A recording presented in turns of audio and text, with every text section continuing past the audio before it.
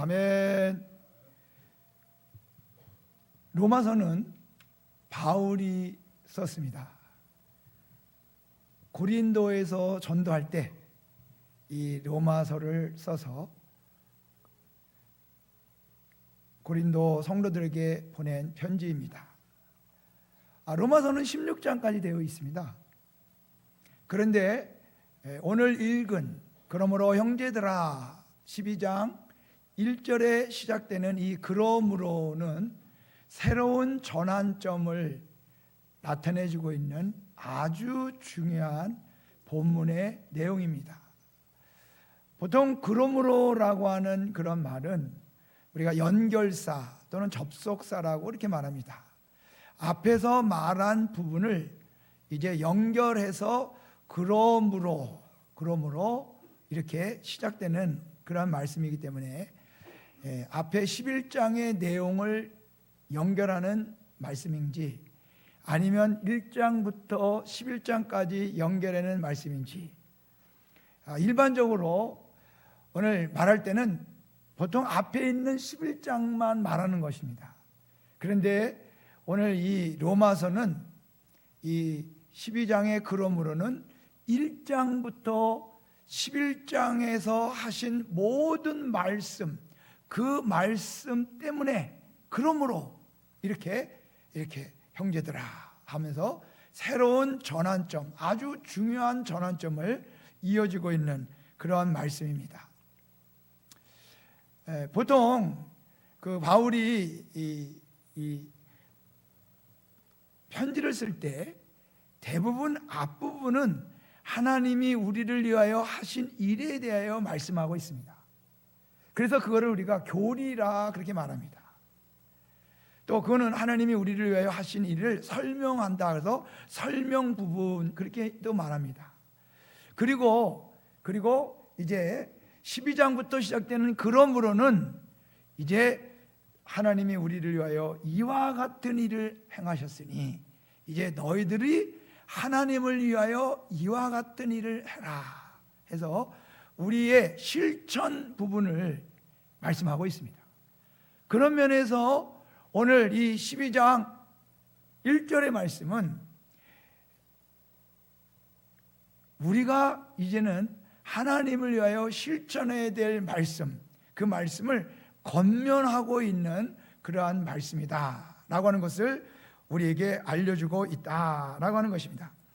지금까지 바울이 말한 1장부터 11장까지를 우리가 한마디로 말하면 하나님은 그의 아들 그리스도를 통하여 놀라운 일을 행하셨다. 그 놀라운 일이 뭐냐? 죄인인 우리를 위하여 이제 엄청난 일을 행하셨다. 이거를 1장부터 11장까지 구구절절 이렇게 말씀하고 있습니다. 그 핵심은 과거의 죄의 몸에서 현재의 자유의 몸으로 우리를 해방시켜 놓았다. 자유케 했다. 이 말씀을 이 로마서 1장부터 11장까지 하고 있다. 자, 구체적으로 보면요, 이런 거예요. 과거에 우리는 하나님을 알되 하나님을 영화롭게 하지 않았고 감사치도 아니하였고 오히려 그 생각이 허망하여지고 미련한 마음이 어두워져서 피조물을 조물주보다 더 경배하며 섬기며 살았다. 아주 못된 인생을 살았다. 아주 악한 인생을 살았다. 자, 이거를 말하고 있습니다. 너가 너 자신이 생각할 때 괜찮은 사람으로 생각하니? 아니야. 너는 악한 존재야. 너는 정말 악한 존재다 라고 하는 거, 기분 나쁠 정도로 우리가 얼마나 악하고 못된 존재인가, 그거를 말하면서 바로 그런 너희들을 위해서 하나님은 바로 이렇게 그의 아들을 통하여 놀라운 일을 행하셨다. 그래서 우리의 이 과거의 모습을 보면요, 우리가 하나님을 마음에 두기 싫어할 때 하나님은 그러면 너 마음대로 한번 살아봐. 너 하고 싶은 대로 해봐. 자, 그래서 합당치 못한 일을 하게 내버려뒀다. 합당치 못한 일. 여러분, 잘못되고 제약된 일을 할 때 여러분 두려움이라든가 그것을 하지 못하게 하는 그와 같은 어떤 그 법의 세력, 어떻게 보면 하나님이 그거를 못하도록 하는 말리는 그와 같은 것들이 있어야 되는데, 못된 짓을 해도 누가 하나 말리지 않아. 오히려 더 잘하게 되는 거예요. 자, 이게 여러분, 이게 바로 상실한 마음대로 내어버려 줬다. 그래서 이러한 그 못된 짓, 모든 불의, 추악, 탐욕, 악의가 가득한 자, 시기, 살인, 분쟁, 사기, 악독, 수군, 비방, 하나님의 미워하는 자들. 그래서 자기만 하는 것이 아니라 그와 같은 일들을 하는 자들을 또 옳다고 이렇게 칭찬까지 하고 그들과 짝짝꿍이 되어서 같이 못된 일을 더 많이, 더 오래, 더 세게 이렇게 하는 그와 같은 모습을 오늘 알려주고 있습니다.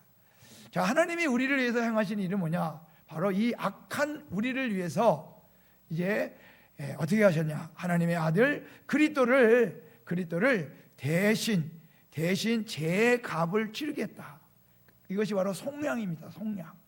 제 값을 대신 치르게 하여 죽게 함으로 우리를 의롭다고 하시고 거룩하다고 하시는 그와 같은 것들을 하셨다. 자, 이게 바로 과거의 원죄와 우리가 살면서 저질렀던 그런 모든 죄악들을 벗어나게 하셔서 현재 자유로운 몸이 되게 하시는 그와 같은 일들을 하셨다. 자, 이 부분에 대해서 우리가 어떻게 보면 죽은 몸에서 산 몸이 되었다. 제 몸에서 의로운 몸이 되었다. 자, 이런 표현을 이 1장부터 11장까지 계속해서 정말 기분 나쁠 정도로 이거를 하면서 하나님이 우리를 위해서 그의 아들 예수 그리스도를 통하여 이와 같은 놀라운 일을 행했다 하는 말씀을 계속해서 하고 있습니다. 자, 그러면서 로마서 6장 12절에 보면 이제 오직 우리 자신을 죽은 자 가운데서 다시 산 자와 같이 하나님께 드리면 또 우리의 몸이 의의 병기로 하나님께 드리는 그와 같은 삶을 살아야 된다라고 하는 것을 이렇게 말씀하고 있습니다. 자, 만약에요 하나님이 그의 아들 우리 주 예수 그리스도를 통하여 십자가에서 죽지 않았다고 하면 우리의 몸은 그냥 육신의 몸 또는 멸망받을 몸, 제 몸, 살면 살수록 더 우리의 삶은 비참해지고 더 세상을 오염시키는 그와 같은 모습이 됩니다.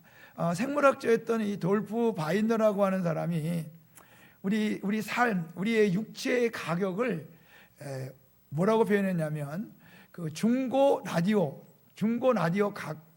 그런 가격밖에 되지 않는다. 우리 육신 이 자체를 우리가 물질적으로 이렇게 분석해서 우리 육체를 다 이렇게 분해해 보면 그 가치가 뭐 지금 표현이 아니겠죠. 바로 라디오를 이제 사용했다가 그 라디오가 오래돼 가지고 이제 더 이상 성능이 좋지 않아서 뭐 예를 들어 엿장수에게 엿을 바꿔 먹으려고 팔려고 할 때 그 가격 정도밖에 받지 않는다. 이렇게 말했습니다.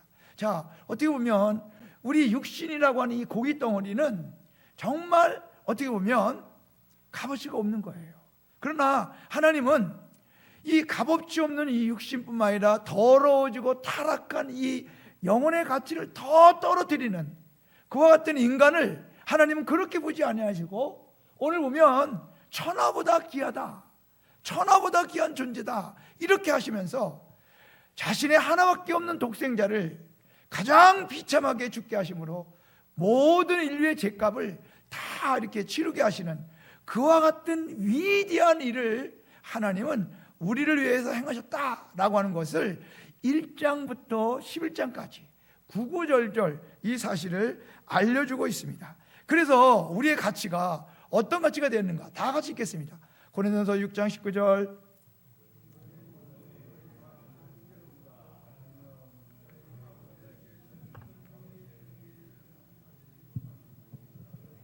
자신의 것이 아니라 값으로 산 것이었으니 그런즉 너희 몸으로 하나님께 영광을 돌리라. 아멘. 오늘 고린도전서 6장 19절에 있는 말씀을 이렇게 보면 우리의 몸은 하나님이 그의 아들 그리스도를 통하여 피값으로 산 몸, 그러니까 피로 산 몸이다, 피값을 주고 산 몸이다 하는 것이 첫 번째고요. 그 다음에 성령 하나님이 우리 몸에 거하시는 몸, 성령의 전으로서 이렇게 우리 몸이 되었다. 그리고 우리 몸이 하나님께 영광을 돌릴 수 있는 몸, 그런 몸이 되었다. 자, 한때 놈놈놈이라고 하는 영화가 있었어요. 놈놈놈, 이상한 놈, 나쁜 놈, 좀 괜찮은 놈, 이렇게 놈놈놈이 있었는데, 여러분 그 영화 참 재밌더라고요. 그래서 제가 그 영화 보고 나서 이 고린도전서 6장 19절에 이 말씀을 몸 이렇게 해갖고 한번 설교한 적도 있어요. 몸. 하나님이 우리를 위해서 정말로 값어치 없는 우리의 몸을 고귀한 몸, 성령이 거하시는, 악령이 거하는 몸이 아니에요. 이제는 성령이 거하시는 성령의 전, 그리고 하나님께 영광을 돌릴 수 있는 그와 같은 몸으로 우리 몸을 바꿔주셨다라고 하는 것입니다. 자, 이것은 우리가 정리해보면 그런 겁니다. 이제 1장부터 11장까지의 내용을 보면 우리는 하나님을 통하여 어떻게 보면 이 받은 몸, 이제 우리를 위해서 행하신 것을 받은 몸이 되었어요.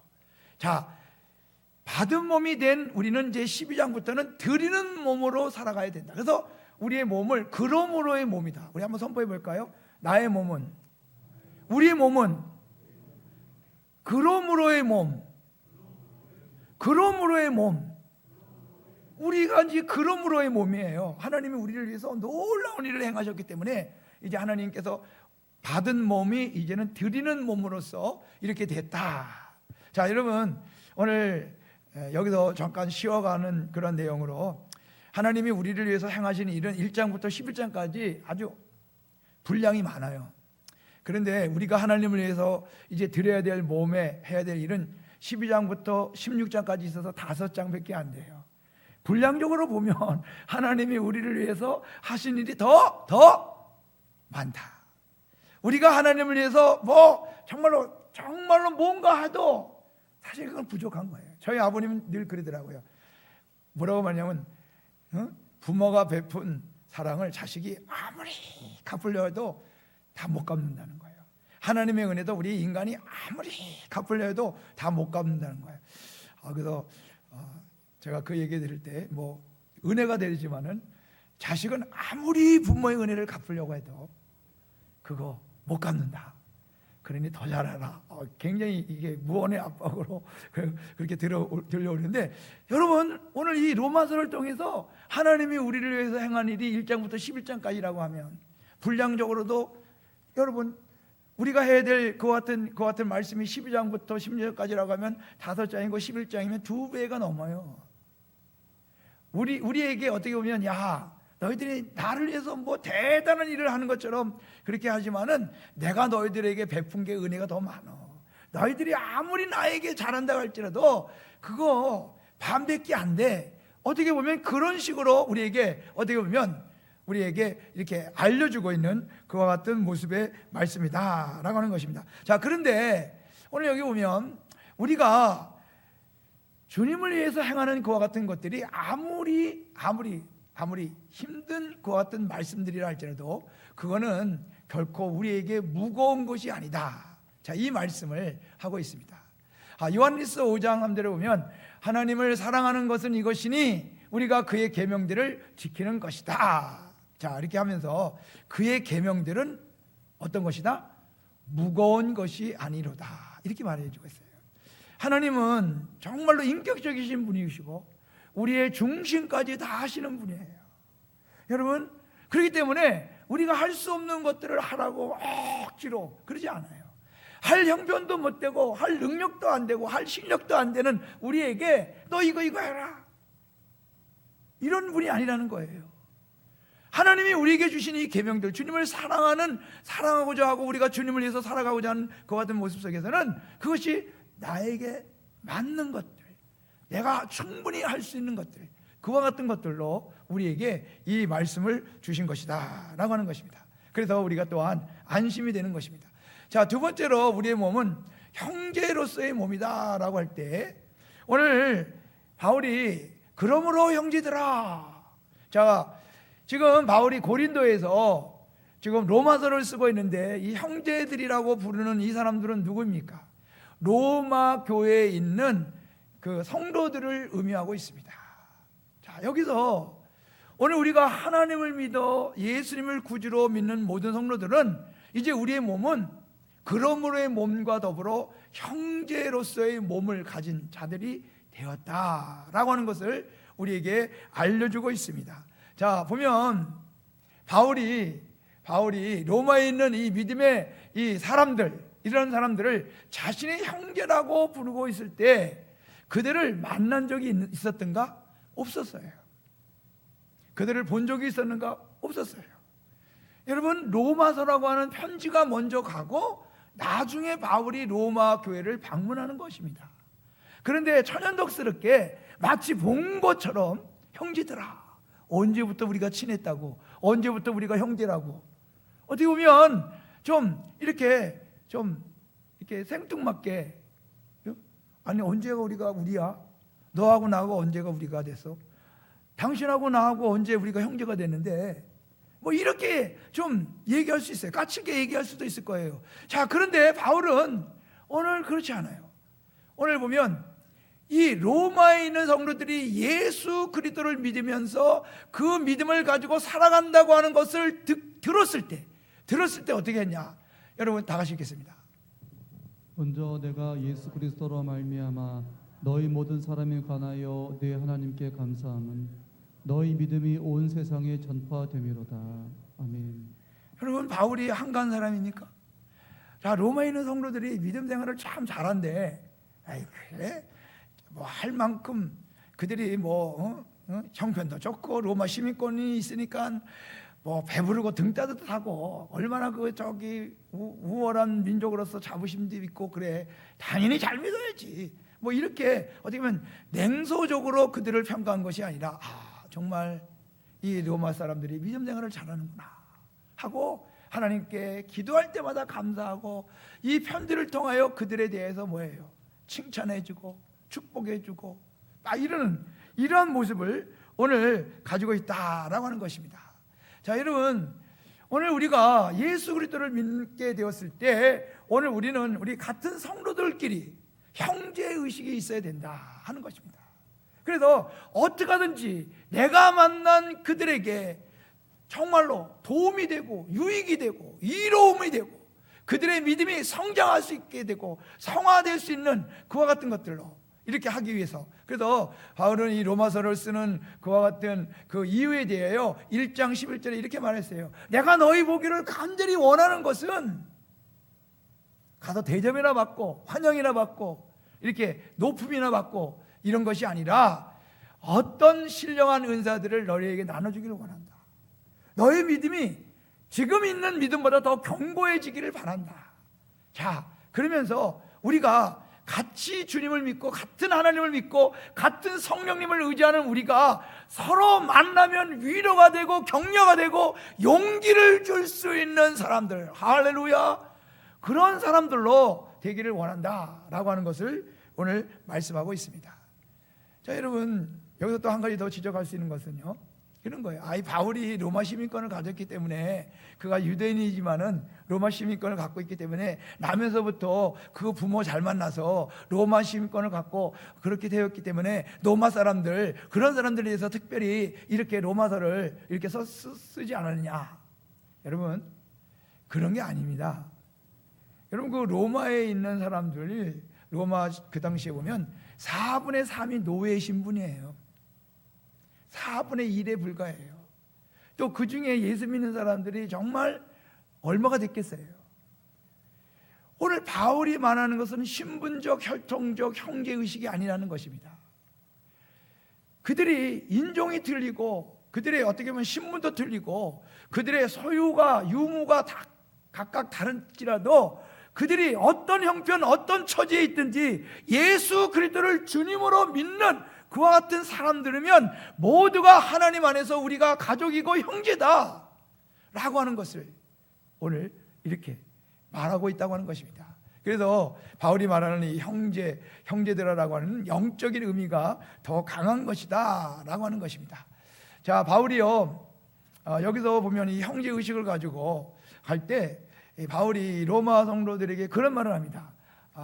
여기 보면 내가 이제 로마 당신들을 만나러 갈 텐데 당신들은 이제 나를 이제 환영해 주면서 이제 내가 이제 당시의 땅끝이라고 하는 이 서바나 거기 전도하러 가려고 하니까 당신들이 나를 도와주고 같이 협력하여 이 일을 하자. 자, 여러분 오늘 보면 이 바울은요 같은 형제로서 하나님의 일에 같이 힘쓰자. 올바른 일에 우리가 정말로 힘을 모아서 같이 하자. 끝까지 하나님이 우리에게 주신 명령, 주님이 주신 명령을 우리 꼭 이루자. 그래서 바울은요 이 일에 가장 적합한 사람이 바로 로마 교회와 로마 성도들이라고 하는 것을 너무너무 잘 알았습니다. 왜요? 당시 로마 시민은 여러분 어디든지 자유롭게 여행을 하면서 로마의 보호함을 받을 수가 있어요. 보호함을 받을 수 있습니다. 그래서 바울도 자기 로마 시민권을 갖고 있었지만은 오늘 이 로마 교회가 이와 같은 일들을 같이 협력한다고 하면 정말로 형제로서 올바른 주님의 일을 너무 멋지게 하고 정말 주님이 땅끝까지 이르러 복음의 증인이 되라고 하시는 이 말씀을 완수할 수 있을 것이라고 하는 그와 같은 어떻게 보면 소원과 소망을 가지고 이와 같은 편지를 쓰고 있다라고 하는 것입니다. 자, 이 말씀이 로마서 15장에 이렇게 말씀을 하고 있습니다. 자, 그런데 바울은요 자신의 말로 이렇게 권면을 한다라고 하는 그러한 표현을 쓰고 있습니다. 하나님이 사실 권면하는 그런 내용이고요. 내가 하나님의 자비하심으로 너희를 권한다 할 때 이 바울은 자신도 하나님의 자비하심을 경험한 사람이고 로마 사람들도 하나님의 자비하심을 권한 사람으로서 이렇게 권면한다고 할 때 자신의 겸손한 모습 뭐 자기 일에 도와달라고 하는 것도 아니기 때문에 어떻게 보면 좀 강압적으로 뭐 이렇게 또 어떻게 보면 사도이잖아요. 이렇게 할 수 있지만은 바울은 그러지 않았습니다. 이 권면을 통해서 또 하나님의 자비하심이 정말로 우리 모든 사람들에게 이게 나타난다. 특별히 하나님의 일에 협력하는 우리들에게 하나님은 다양한 방법으로 이와 같은 일들이 나타난다는 것을 이렇게 말씀하고 있다. 자, 하나님의 자비하심은 매일같이 반복적으로 우리가 하나님의 형제로서 그러므로의 몸으로서 살아가는 우리들에게 이렇게 나타난다. 자, 우리 한번 읽겠습니다. 고린도후서 찬송하리로다. 그는 우리 주 예수 그리스도의 하나님이시요 자비의 아버지시요 모든 위로의 하나님이시라. 아멘. 그래도 바울은 이제 고린도 교회 때 그 하나님은 자비의 하나님, 위로의 하나님. 그래서 우리 모두를 이렇게 하나님은 어느 곳에 있든지 그분은 자비를 베푸시고 위로하시는 분이시다. 그래서 하나님의 일을 하려고 하는 우리 모두를 하나님은 다 도와주시는 그런 분이다. 그래서 이어지는 말씀이 이게 뭐면 무슨 말씀이냐면요. 여기 보면 이제 권한다는 말씀을 좀 더 제가 더 설명을 해드리고자 합니다. 이 권한다라고 하는 이 헬라어가요. 여기 보면 그 파라클레토스라고 하는 우리가 흔히 말하는 보혜사라고 하는 성령님의 별칭, 다른 이름이 바로 이 보혜사. 그래서 항상 옆에 와서 도우시는 분이다. 그래서 바울은 내가 권한다고 할 때 말로만 편지로만 권하는 것이 아니라 직접 찾아가서 그들과 함께 어떻게 보면 그들이 하고자 하는 일들 땅끝까지 복음을 전하는 일에 동참할 때 같이 몸으로 같이 기도로 같이 이렇게 희생하면서 헌신하면서 같이 하는 것을 이렇게 말하고 있습니다. 자, 그러면서 오늘 이것을 권한다고 할 때 하나님이 권하시는 것이면서 하나님의 권함을 전하면서 하나님이 성령님이 우리와 함께 하신다.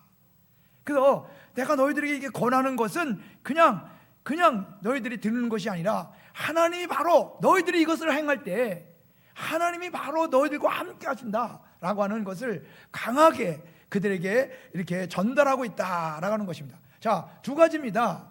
바울이 지금 로마 성도들이 이제 드리는 몸으로 해야 될 것이 뭐냐면 하나님이 기뻐하시는 산 제물로서의 몸, 또 하나님이 기뻐하시는 거룩한 그러한 그 산 제물로서의 몸, 이거를 말하고 있습니다. 먼저 하나님이 기뻐하시는 몸이다. 자, 너희 몸을 하나님이 기뻐하시는 거룩한 산 제물로 드리라 할 때 이걸 끊어서 보면요, 이런 거예요. 하나님이 기뻐하는 일을 행하는 몸이 되어라, 이런 뜻이에요. 하나님이 기뻐하시는 일, 너 자신이 좋아하는 일, 너 자신을 기쁘게 하는 일, 다른 사람이 좋아하는 일, 그것을 넘어서서 하나님이 기뻐하는 일들을 행하자. 할렐루야. 자, 이거를 지금 말하고 있다라고 하는 것입니다. 그래서 사실 이게 하나님이 기뻐하는 일을 행한다고 할 때 바울은 30년 동안 예수님을 이제 다메섹 도상, 또 다마석에서 만났을 때 그가 그날 이후로 그는 바로 예수 믿고 바로 자기의 그 어떻게 보면 동족 유대인 회당에 가서 예수님은 그리스도다, 하나님이 보내신 메시아가 많다, 그러다가 어떻게 보면 죽을 뻔했죠. 그러니까 하나님이 기뻐하시는 그와 같은 일을 행하는 몸, 이게 복음을 전하는 일이에요. 사람들에게 예수를 믿고 구원함을 받고 의롭다함을 얻고 거룩함을 얻고 영원한 천국을 이제 소유하며 살아갈 수 있도록, 그렇게 이런 일들. 그래서 바울은 지금 바로 하나님이 기뻐하는 일들은 뭐냐? 복음을 전하는 일. 사실 그와 같은 일들에 대해서 먼저 말씀하고 있습니다. 자, 그런데 여기 보면 산 제물이라고 할 때 제물을 단수로 썼어요. 이거는 단체가 아닌 개개인, 자기 자신들이 개개인이 정말로 하나님이 기뻐하는 제물로서 이렇게 사용되어야 된다라고 하는 것을 말씀하고 있습니다. 내 몸이 제물이 되고 내 몸으로 내가 드려야 될 그 같은 전도 또는 이제 예배, 뭐 이런 같은 것들. 그래서 부분이 아닌 몸 전체를 드려 예배하고 복음을 전하고 혼자가 아닌 함께하고. 자, 그래서 오늘 말씀 한번 읽고 넘어가겠습니다. 만일 너희 믿음의 제물과 섬김 위에 내가 나를 전제로 드릴지라도 나는 기뻐하고 너희 무리와 함께 기뻐하리니 이와 같이 너희도 기뻐하고 나와 함께 기뻐하라. 오늘 로마서에서도 이렇게 말했지만 바울이 이제 빌립보에서 보면 너희들이 나와 같이 우리와 같이 하나님께 정말로 쓰임을 받는다고 하면 이 기쁨은 나의 기쁨 너의 기쁨이 되고 하나님의 기쁨이 된다라고 하는 것을 이렇게 강조하고 있다. 자, 두 번째로 보면 거룩한 산 제물로 너의 몸을 드리라 할 때, 여러분 구약에서는요 거룩한 제물은 짐승을 드렸어요. 짐승. 또 곡식을 통해서 가장 먼저 얻은 가장 그 어떻게 보면 좋은 것을 하나님께 이렇게 제물로 드렸습니다. 그러나 신약에 와서 드려지는 이 제물은요 바로 성도 한 사람 한 사람이 그 사람이 제물이에요. 그 자신이. 아유, 그러면 구약보다 우리가 더 세네. 그냥 짐승을 하나 잡아서 드리는 것이 낫지 우리 자신이 제물이 돼서 드리는 거. 자, 그런데 여러분 두 번째 의미가 뭐냐면 이 산 제물은 죄를 갖다가 죄를 없애기 위한 제물이 아니라 이제는 주님을 섬기고 또 그분을 예배하기 위한 제물이라는 거예요. 자, 그래서 이거는 의식적인 제물로서가 아니라 매일 생활 속에서 우리가 드려줄 수 있는 그와 같은 제물로서 하나님은 우리를 받으시기를 원한다라고 하는 것을 이렇게 말씀하고 있습니다. 자, 그래서 오늘 우리의 몸이 어떻게 거룩한 산 제물이 될 수 있을까 할 때 크리소스톰이라고 하는 사람은 이렇게 표현했어요. 눈은 악을 보지 않으며 혀는 비루한 말을 하지 않으며 손은 죄를 짓지 않고 뭐 남을 훔치거나 때리거나 뭐 이 손으로 짓는 죄가 많잖아요. 그래서 예수님이 십자가에 못 박을 때 손에 못을 박은 거예요. 이 손으로 짓는 죄도 많거든요. 발로 돌아다니면서 짓는 죄도 많잖아요. 그래서 발에 못 박힌 거죠. 자, 보면 그러면서 이 손을 구제하는 일에, 남을 돕는 일에, 어떤 사람이 무거운 짐을 들어주는 남을 도와주는 손, 부추겨주는 손, 뭐 그러면서 가장 좋은 것은 나누어주는 겁니다. 구제하는 겁니다. 구제하는 거. 자, 그리고 입은 우리를 저주하는 자를 축복하고, 귀는 항상 열려서 사람의 소리를 듣는 것이 아니라 하나님의 음성을 들으며 그 말씀에 집중하며 나가는 것이, 그게 바로 하나님이 우리의 몸을 통하여 받으시는 거룩한 산 제물, 할렐루야, 그것이 된다고 이렇게 말씀하고 있습니다. 자, 이렇게 드릴 때 그것이 바로 어떤 예배가 된다? 영적 예배다 이거예요. 이는 너희가 드릴 뭐다? 영적 예배니라 이렇게 말하고 있어요. 자, 이거는 오늘 이 영적 예배라고 할 때 하나님 입장에서 보는 영적 예배와 우리 입장에서 보는 영적 예배가 있습니다. 이 원래 단어가 영적이라고 하는 단어는 우리가 보통 로기게는 푸뉴마라든가 뭐 이렇게 그런 걸 써야 되는데 그런 걸 쓰지 않았어요. 로기겐이라고 할 때 로기겐인 것은 굉장히 논리적이면서 이치에 맞는 거라는 겁니다. 합당하다고 하는 겁니다. 여러분, 하나님이 다윗을 볼 때 그의 마음에 맞았다 할 때 맞았다, 마음에 들었다는 거죠. 오늘 우리가 정말로 하나님께 그러므로의 몸, 형제로서의 몸, 그리고 우리의 몸이 하나님이 기뻐하는 산제물과 거룩한 산제물로 하나님 앞에 드려질 때 그거를 하나님은 영적 예배다. 이게 내가 마음에 드는 예배를 너가 지금 드리고 있구나. 할렐루야. 이렇게 되는 거예요. 이거라는 겁니다. 그래서 여기 내 예배라고 하는 헬라 말도 보면 이 나트레우오라고 하는 말인데 이거는 이게 원래 이게 경배라는 뜻입니다. 그 예배를 통해서 그 하나님을 섬겨드리는 거거든요. 막 이분을 이렇게 올려드리고 하는 겁니다. 그래서 이게 워십이라고도 번역했고 경배, 예배. 그러나 또 우리가 단순한 말로는 서비스하는 거예요. 예배를 통하여 하나님 앞에 우리가 봉사하고 섬겨드리는 거거든요. 이게 굉장히 중요한 거거든요. 여러분, 보이지 않는 하나님이 우리를 통하여 뭘 받으시기 원해요? 예배를 받으시기를 원하는 거예요. 예배를 통해서 우리가 정말로 하나님이 원하시는 합당하다고 하는 그 예배를 통하여 하나님은 그가 우리를 위하여 행하실 일에 대하여 오히려 기뻐하시는 거예요. 내가 저를 위하여 내 아들까지 보낸 거 아유 아깝다 아까워 이러지 않으시고 내가 잘했다. 이게 바로 하나님이 느끼시는. 자, 그러면서 우리 입장에서 보면 이 영적 예배라고 할 때 이거는요 원래 신령한 예배다, 거룩한 예배다. 그래서 대부분의 번역들을 보면 이 영적 예배는 신령한 예배, 정말로 우리가 정말로 거룩해지는 예배를 통하여 거룩해지고 신령해지는 세속적인 마음과 생각을 이렇게 어떻게 보면 이걸 갖다가 분쇄시키고 다 흩어버리고 정말로 하나님의 영으로 충만해질 수 있는 그와 같은 예배가 된다. 할렐루야. 그것을 말씀하고 있어요. 그래서 사도 베드로는요, 성도는요 하나님이 기쁘게 받으시는 신령한 제사를 드리는 거룩한 제사장이다. 자, 이 거룩한 제사장뿐만 아니라 이런 말을 했어요. 다 같이 읽겠습니다. 너희도 산돌같이 신령한 집으로 세워지고 예수 그리스도로 말미암아 하나님이 기쁘게 받으실 신령한 제사를 드릴 거룩한 제사장이 될지니라.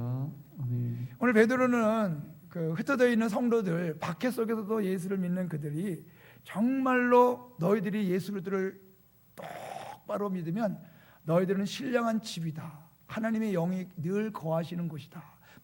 그의 삶과 그의 몸이, 그리고 너희들은 거룩한 제사장이라는 거예요. 여러분, 우리가 아는 대로 출애굽기 19장에 보면 하나님께서 애굽에서 나온 이스라엘 백성들을 왕 같은 제사장으로 삼으려고 하는 원대한 계획을 갖고 있는 거예요. 원대한 계획. 그냥 나만 믿다가 끝나는 게 아니라 너희들은 왕 같은 제사장으로 많은 사람들을 나에게로 이끌어서 너희들이 받았던 복과 너희들에게 받았던 사명을 같이 갈 수 있도록 그렇게 만드는 그러한 모습이라고 하는 것입니다. 자, 오늘 우리는 이제 가을 온성도 새벽기도를 로마서 12장 1절부터 해갖고 시작해요. 이 말씀 우리가 어떻게 주님을 기쁘게 해드리면서 하나님이 정말로 마음에 드는 예배와 삶을 살아가는가 라고 하는 말씀을 가지고 이제 가려고 합니다. 여러분, 정말로 우리는 이제 하나님을 위해서 이제 우리가 하나님을 기쁘게 하기 위해서 우리가 살아갈 때가 되었습니다. 어느 때보다 하나님은 이런 사람들을 찾고 이런 교회를 찾고 계시는 때라고 하는 것입니다. 준비됐나요? 우리 모두가 다 주님을 위해서 우리의 몸을 온전히 사용할 수 있는 거룩한 삶으로 나갈 수 있기를 주의 이름으로 축원드립니다. 아멘.